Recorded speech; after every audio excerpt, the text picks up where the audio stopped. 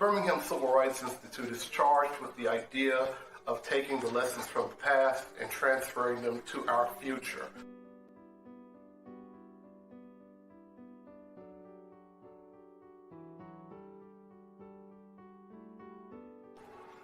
As stewards of history in the Birmingham movement, the BCRI houses incredible collections that show and document where the community has come from and how the Birmingham movement both came to be and was so successful.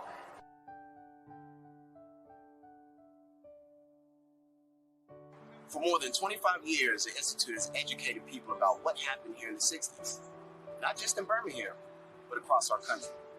Civil rights and equality challenged today just as they were many decades ago. We are here to enlighten each generation about civil and human rights by exploring our common past and working together in the present to build a better future.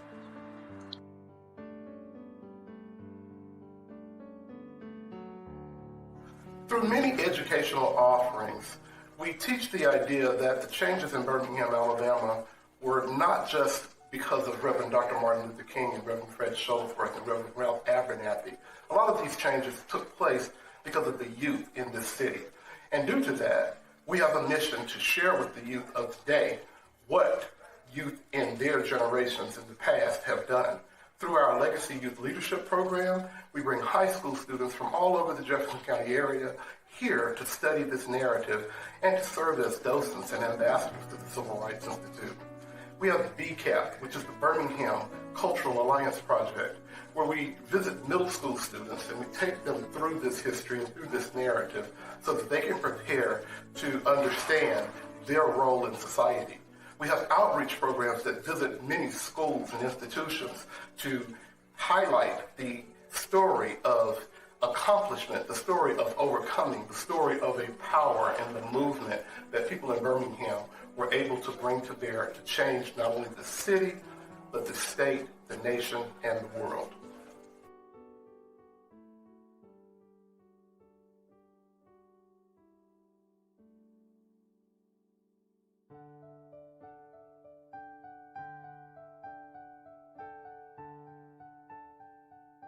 By making it accessible to researchers and local students from middle, high, and university students, they're able to come in and see where we've been so that they can go and be better stewards of Birmingham and our present and then our future.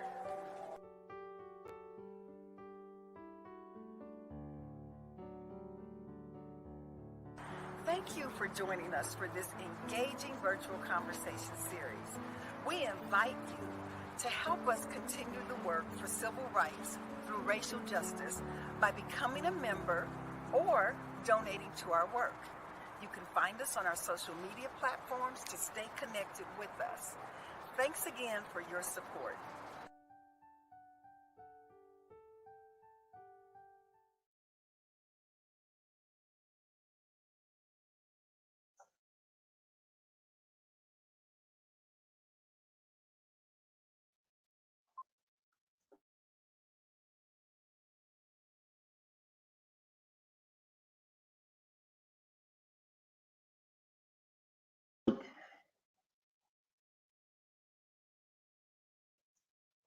For the Birmingham Civil Rights Institute. And I want to say thank you for coming out with us today for one of our virtual programs. The name of this program is Art in Archives, and we are highlighting Margaret Taylor-Burroughs. And so we'll have some guests with us today. Well, let me go ahead and give you my formal greeting. I want to welcome you to the Birmingham Civil Rights Institute virtual conversation series. And this is our Art in Archives. And we're excited to have you here, and we welcome you all. Here at BCRI, we want to foster a dialogue and conversation about difficult issues and topics and provide a space to have these discussions. So thank you for joining us today. And now we're going to go ahead and get started. I should have two guests with me in the studio today. I'm going to ask them to please introduce themselves and tell us what you do. So we're going to start first with Dr. Dulaney. And please unmute yourself and tell us a little bit about yourself and what you do. I don't know if I'm frozen. Okay. Hi. My name is Kim. Okay. My name is Dr. Kim L. Dulaney, and I am a professor of African American Studies at Chicago State University, and I am also the Director of Education and Programs for Dusable Museum, the historic Dusable Museum here in Chicago.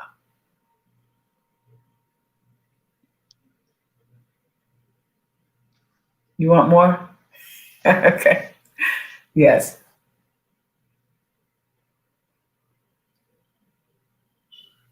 Thank you very much for being with us today.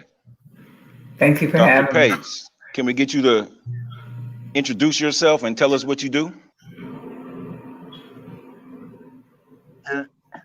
Hello? Can you hear us, Dr. Pace? I can hear you. I can't hear nobody. No problem. All right, Dr. Pace, can you hear us? Can't hear anybody. Yeah, we can hear really. you.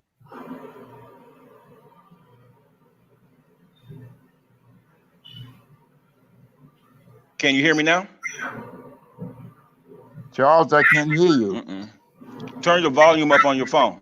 I got it all the way up.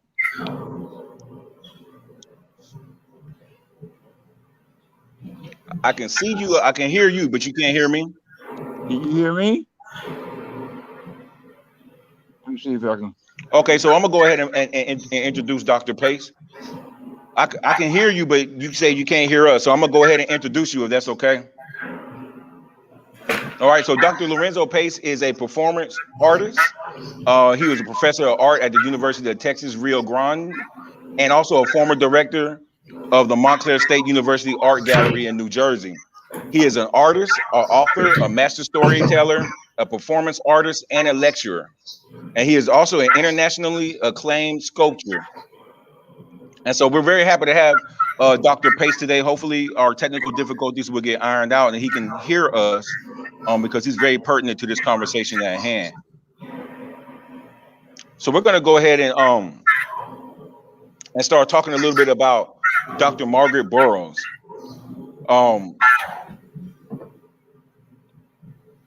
And so, Dr. Dulaney, I wanted to ask you really quickly just to tell us a little bit about Margaret Burroughs, the person, some of her early life and upbringing. Yeah. Dr. Burroughs was born in 1915 in Louisiana. She moved to, we think she's our own here in Chicago because she spent her life here, but she moved to Chicago in 1920. She attended Inglewood High School, which is a story within itself. All of these places that I'm going to name that she's associated with and attended and participated in programs in, they are historic within themselves. They had associations with great people. So she's in the midst of greatness her whole life. Here, she attended Inglewood High School on the South Side. She then attended Chicago Teachers College, which is where I now teach. It later became Chicago State University. She attended the Art Institute of Chicago. She taught at Dusable High School from 1946 to 1969. Dr. Lorenzo Pace, who is the other guest, that's where he first experienced her, and he said that she became a mentor to him. And as I experienced people in my role at the Dusable Museum, and even before the Dusable Museum, I always hear about Margaret's great mentorship. She really shaped a lot of individuals in the art world and outside of the art world.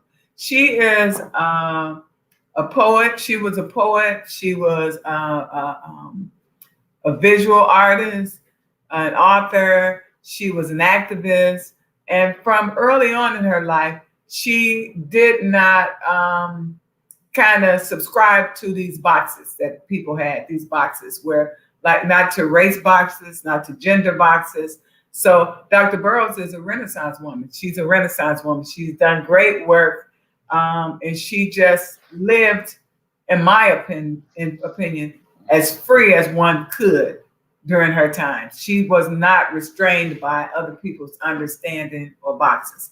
I wrote one quick story I read in her autobiography that she said when she was younger. She talks about how she invited a white girl to come spend the night. She didn't think color, but she invited a friend from her class to spend the night. And she talked about how surprised her parents were when they saw this blonde hair peeking out from under the cover, you know? So that to me is symbolic of who Margaret was, who Dr. Burroughs was. We call her Margaret, you know, affectionately here in Chicago, but who Dr. Burroughs was and how she moved through the world from an early age.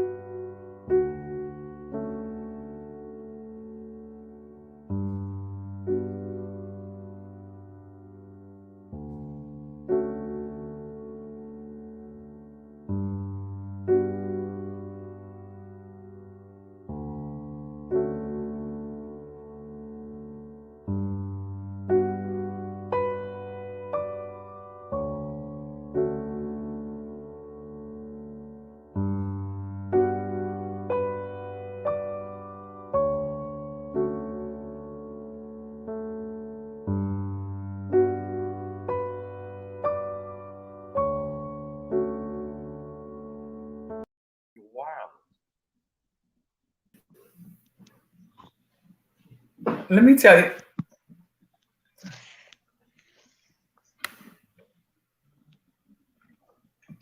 Hello, can you all hear me? I just want to make sure I could be heard. I apologize about that. My computer kicked me off. Yeah. And like I'm totally put me all the way out of the broadcast suite. So I am here now, and Dr. Dulaney was speaking on Dr. Margaret Burroughs' personal life and some of her upbringing, and the fact that she moved to Chicago at a very young age, and that she was very involved with what was going on in the South Side of Chicago. She went to Inglewood High School, and then also taught at, was it Dusable High School? And Yes. okay, and so wow, Which Dr. Pace attended. Yes, right? and so we're gonna start moving into some of the artwork, and so if we can have our first piece of artwork shown, Dr. Pace, can you hear me? Yes. Okay, so we want to start talking about some of her artistic influences and some of the things she did with her artwork, and so we're curious to know what type of style did she utilize in her artwork, and so we're going to show the birthday party, and this is one of her famous. I want to say it's a painting because I don't think it is a painting, and I'm not an artist, and so but it's a really detailed piece, and a lot of her pieces had this coming together of black and white. She had a lot of representation of not just black people in her artwork, but black, white people, and others coming together for different events or pictures. And so this one is the is the birthday party. And so, Dr. Pace, what type of style of artwork is this? Did she utilize paints and things of that nature, or was it strictly just pencil and I can't remember what the dark shading pencil is, but can you speak to us a little bit about her artistic style? Hello, everybody. How's everybody? You know, first, before I open my mouth, always give homage to our ancestors.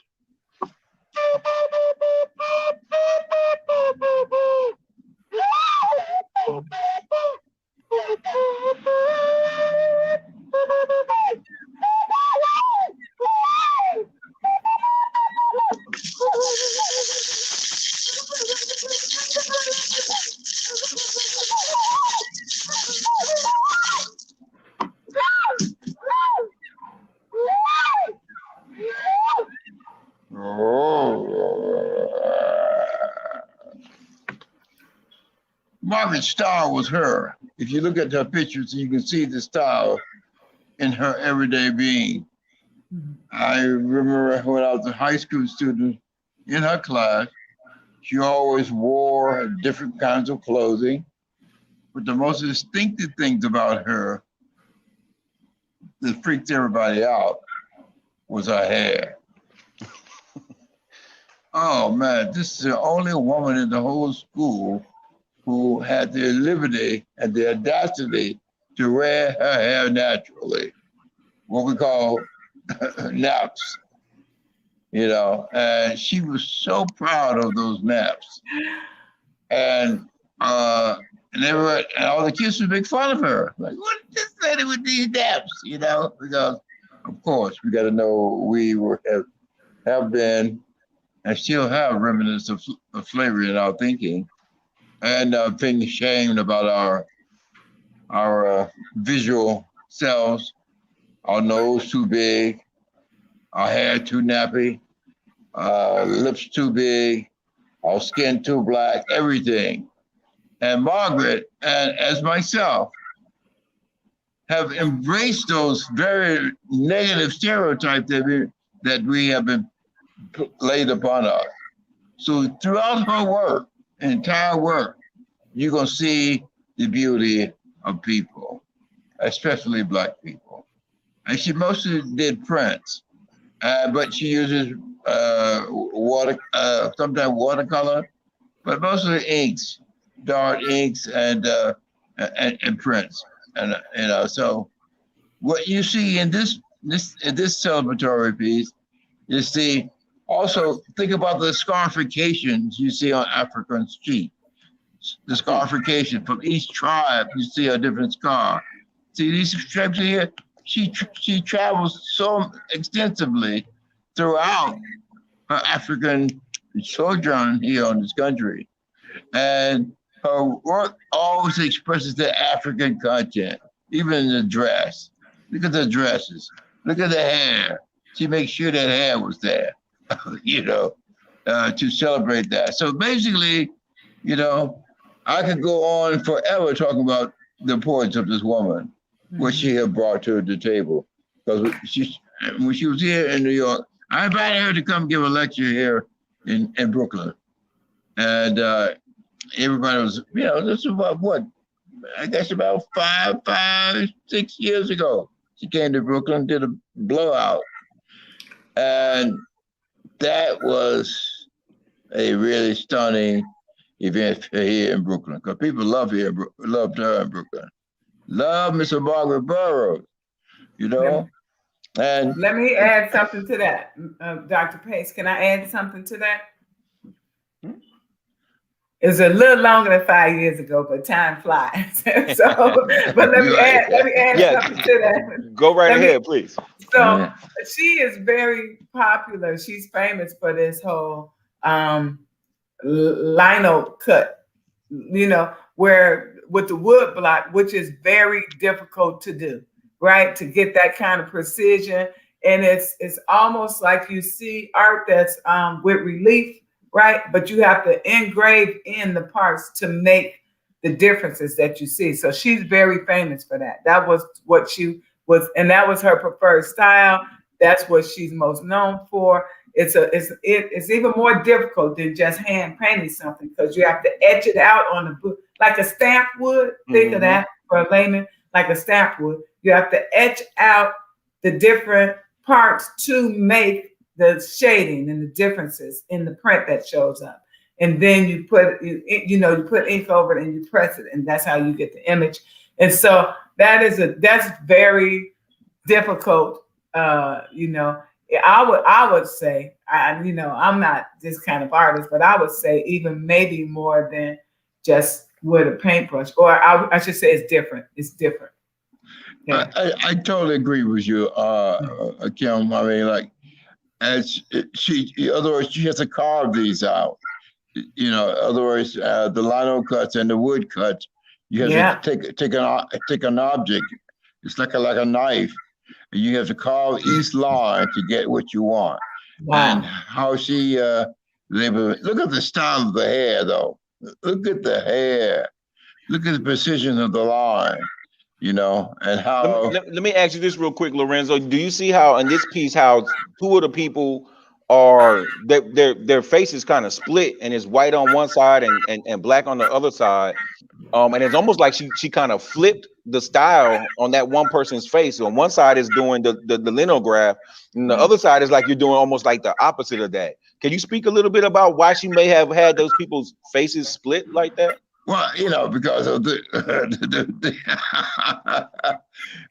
because of the white scene, we got the black and white issue that we have. Basically, I mean, that's a major concern for Margaret. Is we're all the people, man. And she didn't see no differentiation between the black or the white. She loved all people, man, and that's one of the striking aspects. She have done it all throughout this whole country when she give lectures. She mixed, and look at our former president, Obama, half white, half black, and so that's one of the aspects of the image you see here in this striking similarities, but also differences too. And saying that goes deep into a consciousness of thinking. Mm-hmm. I think the name of that piece was "The Faces of My People." Faces of My People. That's correct. Piece, "Faces of My People." Yeah, she wanted to show that very representation. Yeah. All right, and then this piece is it is called "Writing Together." Writing Together, and it depicts a image of black and white people riding on a bus together. And so you've already mentioned that she was very serious about bringing people together and depicting that in her artwork, people, whites and blacks being there together. Dr. Pace has already said it so eloquently that she considered all of us to be her people, and she wanted to reflect that in her artwork. And so go ahead. And also, you got to understand, Mark was very political. Yes. She know that when Rosa Parks I'm from Alabama. I'm from Birmingham. I'm from the heart of the Ku Klux Klan. I'm for where the 4 little girls was bombed in Birmingham. My house, my family house is about 10 blocks away. And so, and Alabama is one of the most segregated states in the Union. And that's where Rosa Parks said, hey, I'm not giving up my seat. And that's where the whole civil rights movement started with King and the church he preached in Montgomery, Alabama. So Montgomery, where my Locke, the original Locke, that slaved my great-grandfather, from Tuskegee area. That's where my book, Dulaney of the Locke, that was inspired by that location, by that Locke. So, and then you got the Tuskegee Airmen. I mean, that's where, and the church that I did my installation there is where they had the syphilis study of the black men.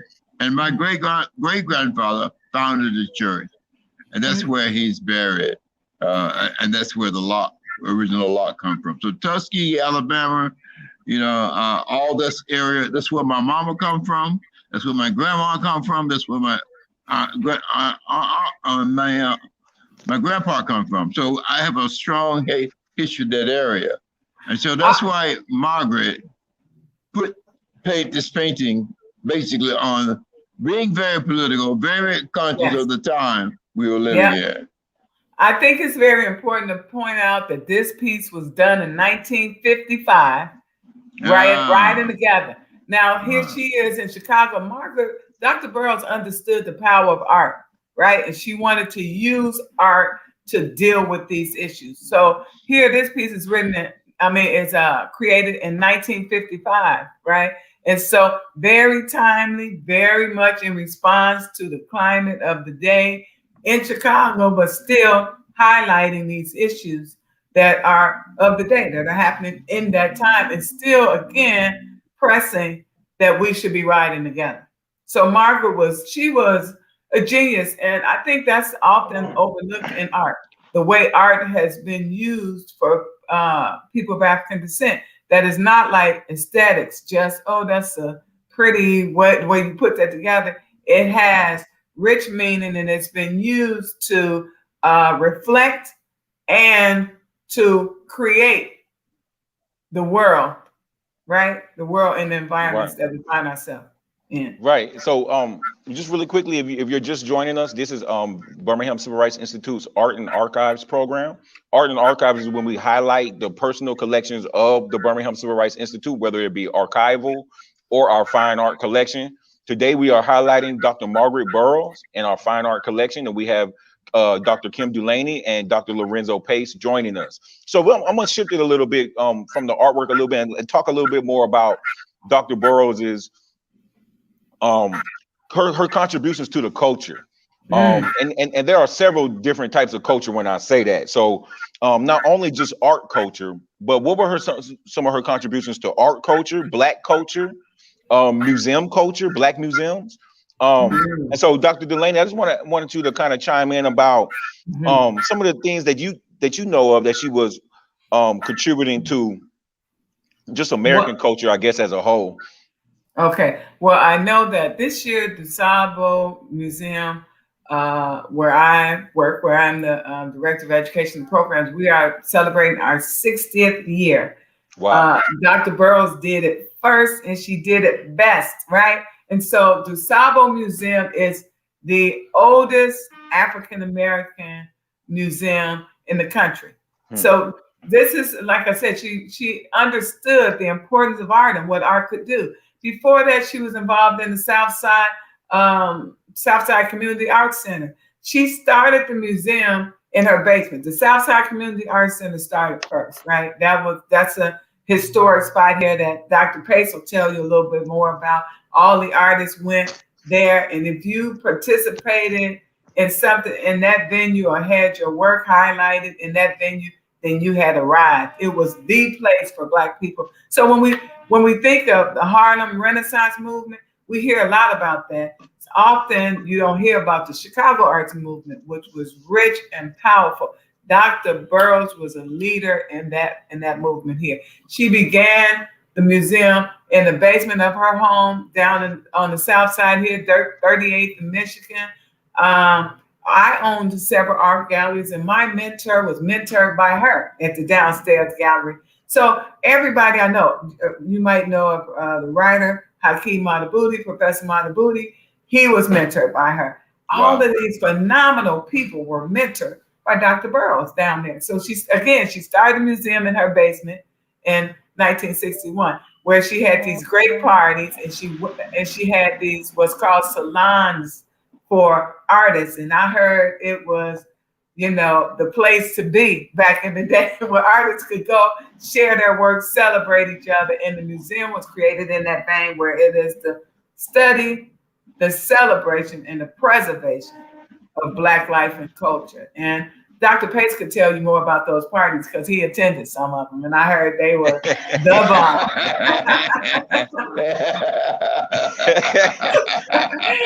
And some things I heard he can't tell you, he can't repeat. But I heard that was the place to be. So Dr. Pace, what do you? she's right. She's right. I mean, like Margaret, let me tell you, Margaret, she's a Renaissance woman. This woman is beyond a Renaissance woman. Margaret, man, I mean, if you just had a chance to hang out with her, it was a blessing, because she was pointing the way all the way, every step she stepped.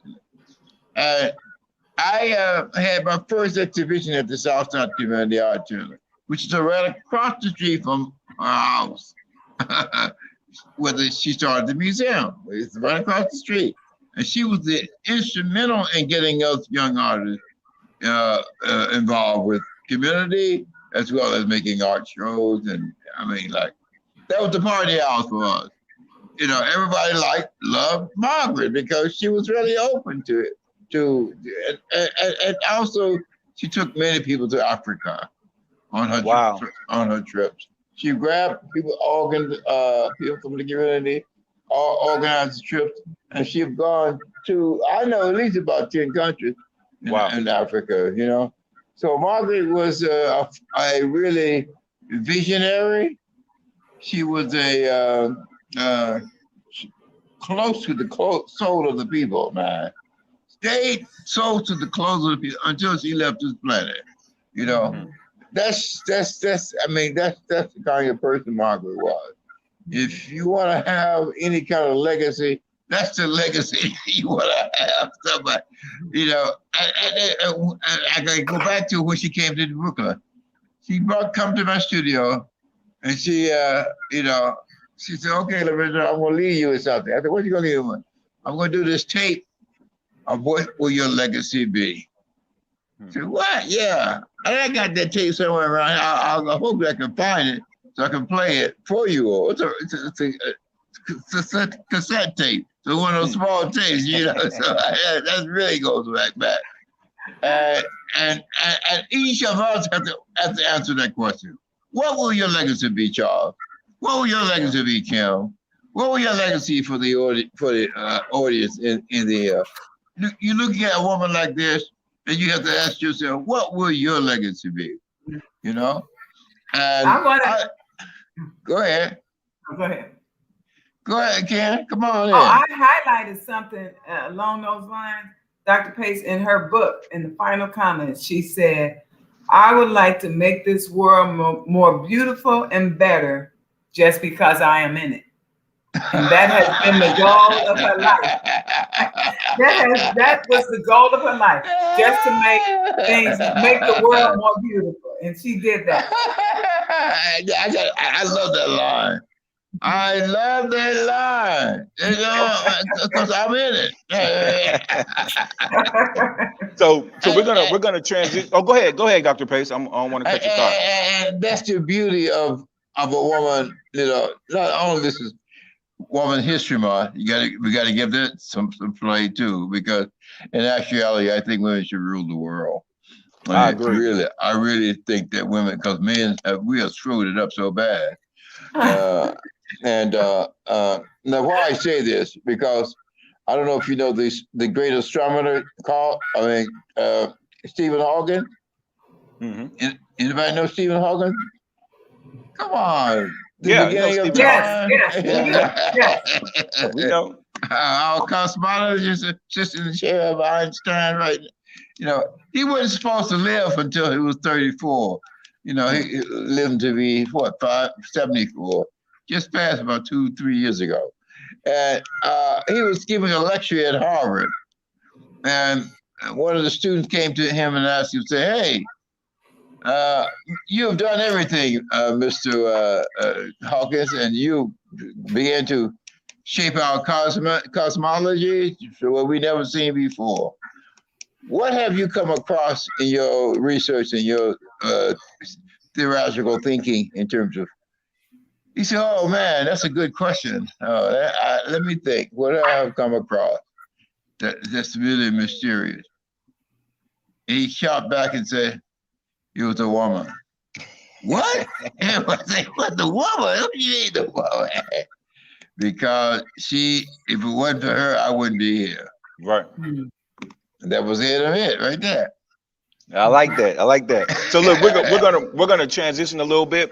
I want Dr. Dulaney to be able to talk a little bit about the Dusable Museum. You know, are you all still open? I'm not sure. Museum. Right now, I hear that noise. I'm looking. Yeah, I was like, what is that? Nobody's here. What's that?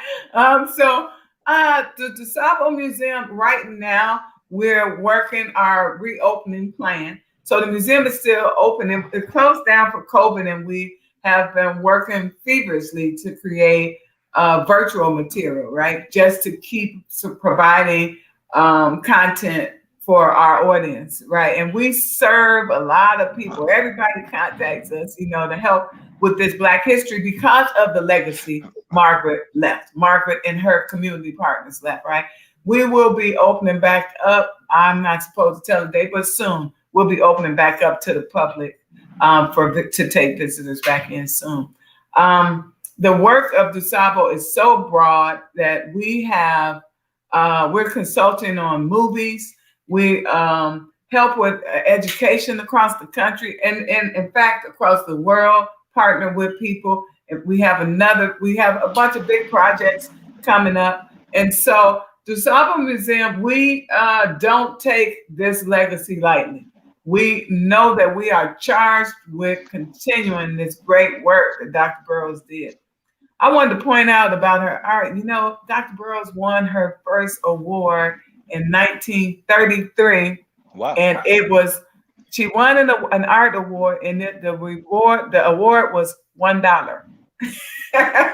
That's how long she's been at it. You know, she's been at it so long to win $1 was a reward. That was a long time ago. 1933. She's won numerous awards. And so because of numerous awards, numerous accolades, Chicago named the day for Margaret Burroughs Day. Mayor Harold Washington did that back in the day.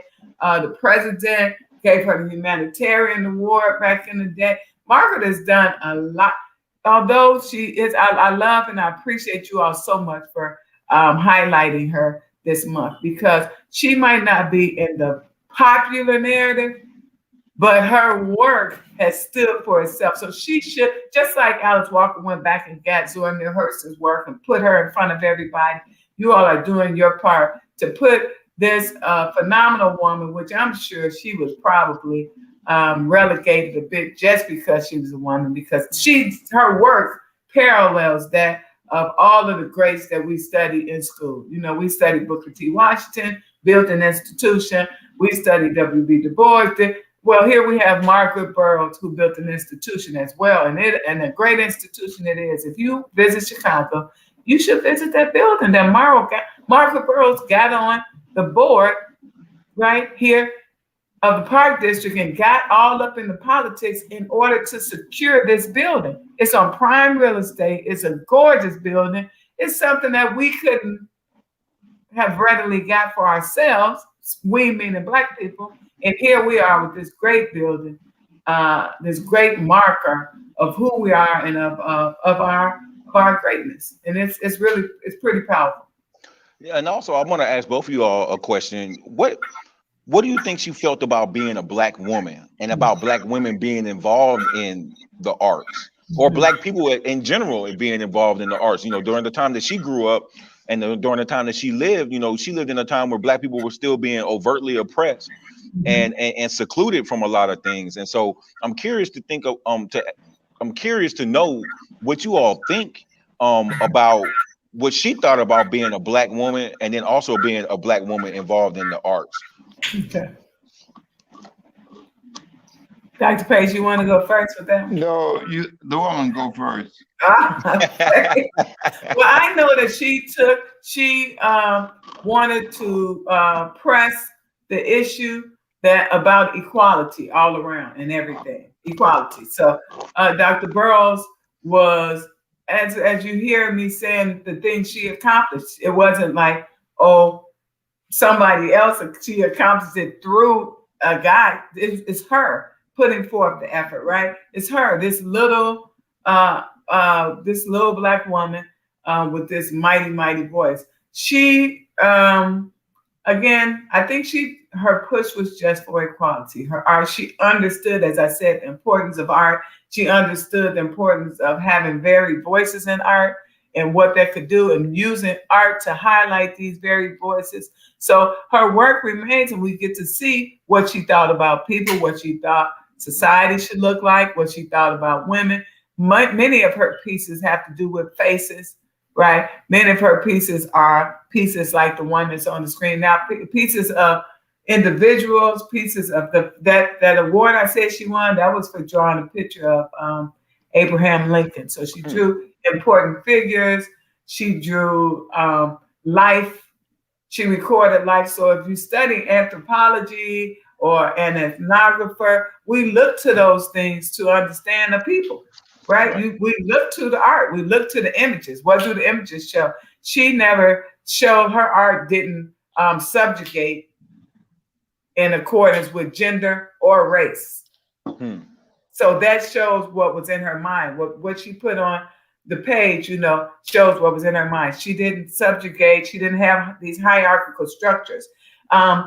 People have told me, I interview people all the time who knew Dr. Burroughs, and all the men started cracking up laughing when just at the mention of her name because she was this pistol, she was this powerful little lady, and who was full of action, not just words, but action, right? Somebody told me they met her, and she said, I'm trying to think who it was. Somebody very important recently told me how when they met her, they had been appointed to a new position, and she said, "Oh, you the so-and-so," and they introduced them. Then she said, "Well, what do you plan to do with that? That's an important role." Just so this whole kind of Mama Africa thing, she understood her role in creation. She understood her role in society. She understood her role in the world and her place in the world. In her book, she talks about the journey to discover that, her place in the world and things like that. And I think that's what her work demonstrates, that she understood that women were equal, just like people of different races. We're all human. I would consider Margaret a humanist. Wow. If anything. Yeah. So this piece we have up on the screen right now is a piece called Harriet Tubman. And it looks like a pencil. And you correct me if I'm wrong, Lorenzo. It looked like she used pencil for that. And then now that is the linograph that we were talking about before. Oh, she was highly talented. No, she's very highly talented, and this is a drawing. Okay. Ink drawing. Margaret was a multi-talented person. She used a number of different kinds of material. I guess kind of like the way I do in my work. But I want to say that Margaret was not acknowledged by the powers that be. Being a woman, being Black, she didn't get the accolades she should have gotten on what we call the gatekeepers. The only time that she got really high acknowledgement by the gatekeepers was when they gave her a big, beautiful celebration in the Art Institute of Chicago. They really did a really beautiful thing to celebrate her of all the years that she's been there and all the things that she contributed to the city. That's the biggest acknowledgement that I saw that they had acknowledged her. But the big top art magazine, the big top press, no, don't. Yeah. But that was not Margaret's focus. Margaret's focus was on the community and staying close to the community. The big boys, although she didn't exist, but that was not her MO. She said, "Hey, I'm gonna make my own museum. So you want to share me in your work? Share my work in I'm gonna make my own." And that's the spirit of Margaret, man. Otherwise, go screw you. I don't need your accolades or your endorsement. And that's the thing that each artist has to deal with, because everybody want to be so rich and famous, right? That's it. Oh, me. No, Margaret would say, "Hey, I'm cool. I'm just going to do my work. Listen, even Lorenzo, even when she was honored, like she got Gerald Ford gave her the humanitarian award, so that's an honor. But the news didn't report that. You know, it's not big in the news, but Right. she did get it. She was awarded it, but it didn't make big news. Okay, so I think that kind of speaks to a willingness, or I think it speaks to how people were not able to deny or ignore her work, but an unwillingness to celebrate it at the levels that maybe it should have been. Well, now artists just, especially, I just saw an article in the New York Times, the deal thing of Betty Saw. Betty Saw is one of the old within Margaret genre period of time in her work, kind of. So now, and also they just gave a big slip to Faith Ringo in the New York Times. And so now they just began to acknowledge some of our icons. Yeah. Charles White and all the big boys didn't get no acknowledgement, Right. so they was off the planet, and I think they'll catch up with Margaret and give her accolades, because look at this piece here. I mean, it's just gorgeous. Absolutely. Gorgeous work. Absolutely. Gorgeous work. Extremely gorgeous work. But hey, and I think, go ahead. listen, you know better than me to point out how difficult that is. So sometimes people could cheat a little bit with color, but you got this black and white and you got to create these gradients and this shading and this kind of shadowing, all of those things. That is really difficult. That's Right. some kind of skill there. Yeah. So like even like over the eyes, if you look over the eyes, you can tell that to get that dark piece of the eye, but still have some whites of the eye a little bit too. Like that you can tell that's really really hard to do and to bring out. But look under the chin there, to create depth, even with color. I mean, it's difficult. And she's doing that with black and white, with some speckles. With some speckles. We get the depth and get to see that, the neck is going, we get to see that chin line and stuff. So Margaret her talent was phenomenal. Dr. Burroughs. So we can go ahead and show the last piece as we begin to wrap up. And you already answered one of the questions that I had about her being an activist, and you said that she was, and I could see it in her work, that if anything, the activism was in her work, and she was showing people what she viewed the world to be and to look like. But one of the questions I wanted to ask, and we're going to start wrapping up, is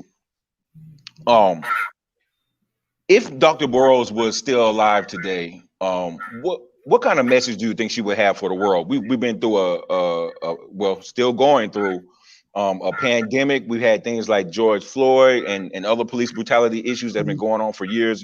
Black people have been talking about this stuff for years, but it's just now starting to really be publicized to the broader public. But if she was still around and witnessed these things that we're going through today, what do you think her message to the world would be? I know that's a little loaded, but no, that's a big load.